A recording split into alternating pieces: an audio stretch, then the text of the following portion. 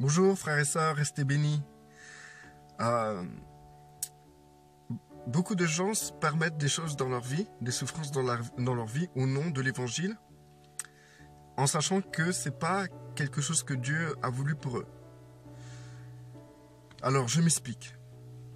En fait, si vous voulez, je vais vous donner l'exemple du Christ. Christ quand il était sur terre et que c'était pas son heure, Christ évitait la souffrance. Lorsqu'il prêchait et qu'on a voulu le lapider ou le jeter du haut d'une falaise, eh ben il a fui. Il n'est pas resté. Et Dieu lui a donné la possibilité de fuir. À un moment, Christ a carrément traversé une foule qui voulait le lapider. Ils l'ont attrapé, ils ont voulu le... ils l'ont attrapé, ils ont voulu le jeter du haut d'une falaise. Vous imaginez la scène, hein? Nous, on n'en est pas encore arrivé là. Il y en a beaucoup qui vivent des choses similaires dans les pays du tiers-monde, mais pas en Europe.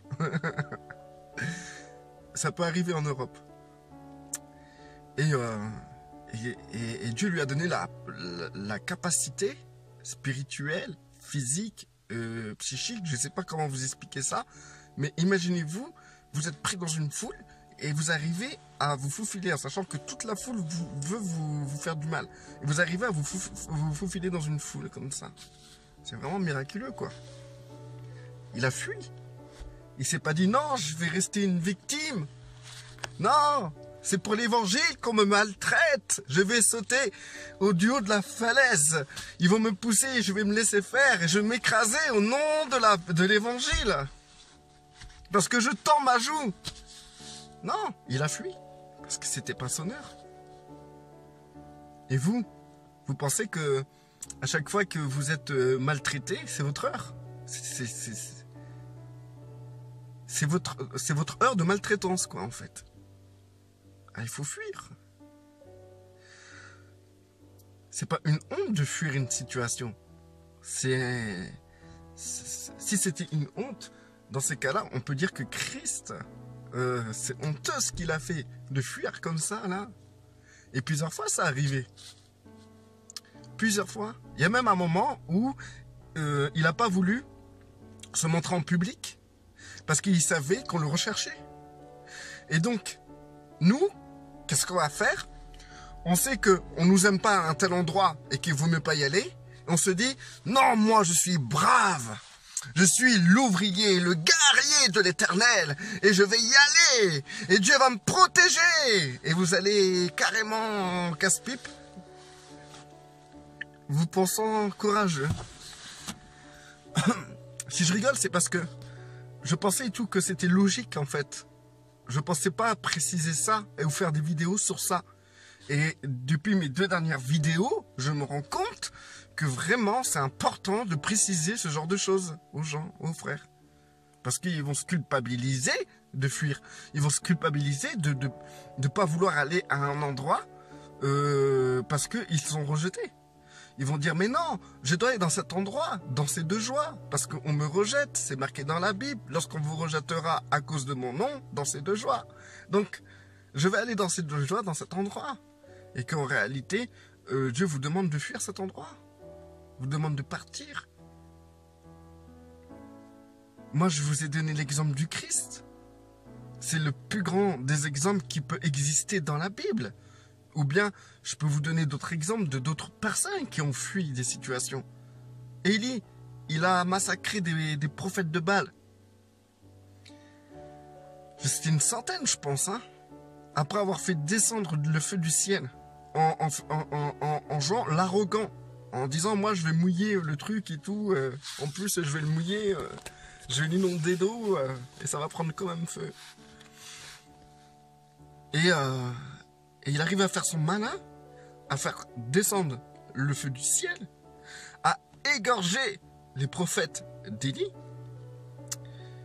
Et il suffit d'une petite Jézabel qui arrive et qui lui fait une petite réflexion. Et le grand Élie tombe dans une dépression et il fuit. Il fuit, il tombe dans une dépression et il demande à Dieu même de l'enlever. Est-ce que Élie était lâche? Je pense pas. Je pense que c'était pas... il devait pas rester. Il devait partir. C'est même peut-être Dieu qui lui a donné cette pression, lui, pour qu'il parte. Qui a permis cette pression de peur. Et il est parti. Et, et c'est pas de la lâcheté. C'est que il est temps de partir. Vous savez, dans votre vie, Dieu a programmé des choses, des œuvres qu'il a préparées d'avance. Et il y a beaucoup d'œuvres dans lesquelles vous rentrez qui ne seront pas de Dieu. Et ça, il faut en prendre conscience. Il ne faut pas croire que tout ce que vous faites pour Dieu, ça vient de Dieu. C'est Dieu qui vous a demandé de faire ça. Et ça, il faut prendre conscience de ça. Dans 20 œuvres, peut-être, il n'y en a que 3 que Dieu vous a demandé de faire. Et dans les 17, vous êtes persécutés et vous croyez que ça vient de Dieu, mais en vérité, Dieu ne vous a pas demandé de faire tout ça. C'est tout. Moi, je pense, c'est tout, qu'il y a des moments, il faut fuir. Il faut partir. Que ça soit n'importe qui.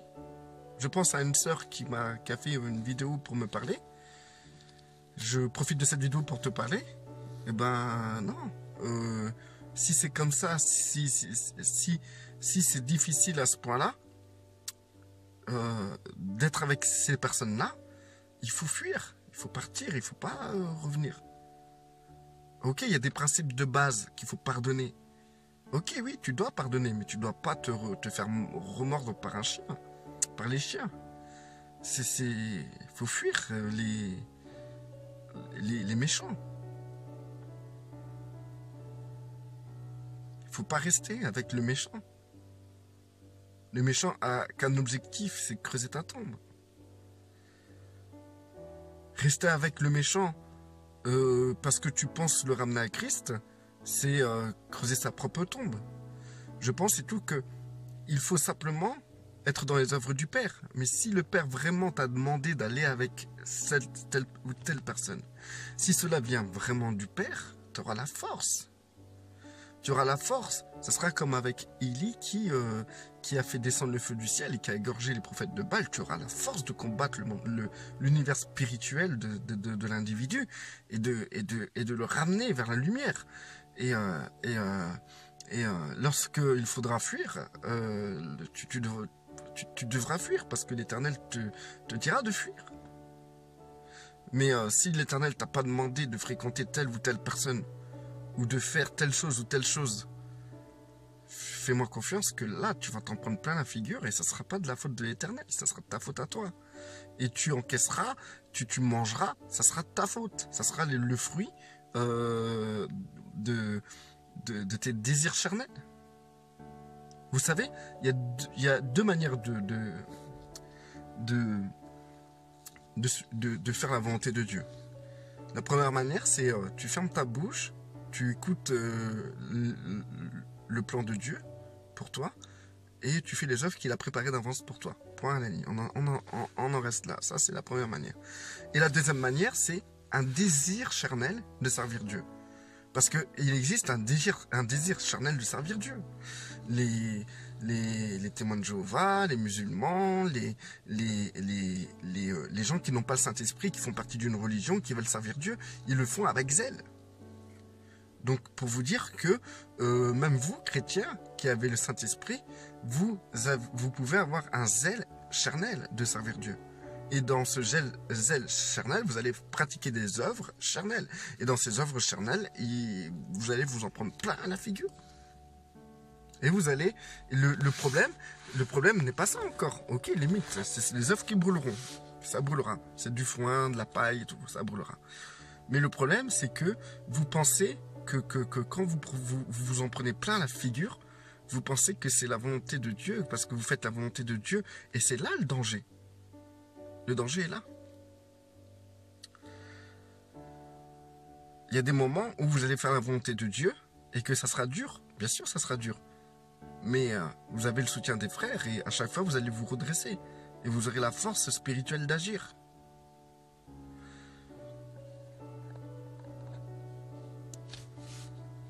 Vous savez, à quoi ça me fait penser l'œuvre de Dieu d'une manière, d'un désir charnel, le désirer faire la volonté de Dieu d'une manière charnelle, d'avoir notre propre désir. Hein. Ça me fait penser un peu aux témoins de Jéhovah qui vont faire du porte-à-porte. Ils vont aller emmerder les gens qui sont chez eux pour annoncer l'évangile, en sachant que, hein, dites-vous que ils font pas ça pour les gens, en fond, hein. C'est pas pour les gens, hein. C'est pour avoir des récompenses dans le ciel. C'est purement égoïste leur motivation. Il y a peut-être des témoins de Jéhovah qui vont m'écouter. Moi, je dis interrogez votre cœur, hein. Est-ce que c'est vraiment les âmes des gens qui vous intéressent, ou c'est parce que vous voulez être bien vu devant Dieu? Bref, ma vidéo n'est pas sur ça. Il y en a qui sont sincères. Il y en a que vraiment c'est pour les âmes. Donc il ne faut pas généraliser non plus. D'accord? Mais voilà, ces gens-là, ils vont aller faire du porte-à-porte et tout. Ils vont déranger les gens. Les gens vont réagir d'une manière méchante. Parce que tu peux être témoin de Jéhovah, bouddhiste, évangélique, catholique. Tu peux être musulman. Tu peux avoir toutes les religions possibles et inimaginables. Quand tu viens déranger les gens chez eux, ça énerve. Et après, ils vont volontairement, ça va énerver les gens. Ce qu'ils font, ils savent très bien, ça va énerver les gens. Et ils vont dire quoi? Ils vont dire, c'est la volonté de Dieu. C'est parce qu'on fait la volonté de Dieu. C'est parce que nous sommes nous proclamons l'évangile. Et c'est normal qu'on est persécuté. Parce que notre maître Christ a été persécuté. Moi, je dis, c'est de la folie. C'est de la folie. C'est pas, vous n'êtes pas persécuté à cause de l'évangile, là. Vous êtes persécuté parce que vous emmerdez les gens. Si vous faites votre religion dans votre coin, là, faites-moi confiance, les gens ne viendront pas vous persécuter, hein. C'est parce que vous allez faire chier les gens que vous êtes persécutés. Et c'est pareil pour nous. Nous, même si les gens ne font pas partie d'une religion, mais ils croient en Christ, ceux qui suivent Christ, ou d'une manière religieuse, en faisant partie intégrante d'une religion évangélique, pentecôtiste, baptiste, même nous, on fait chier les gens. Pensant proclamer l'évangile et faire la volonté de Dieu, on fait chier les gens. Et au résultat, ça donne quoi? Ça donne que les gens nous persécutent. Et au résultat, c'est que les gens ne viennent même pas à Dieu, en plus de ça. Et en plus de ça, quand ils viennent nous persécuter, on va se plaindre. Et on va dire, ah Seigneur, tu vois, je fais ta volonté et tout, je suis rejeté. Mais Dieu t'a jamais dit de faire chier les gens.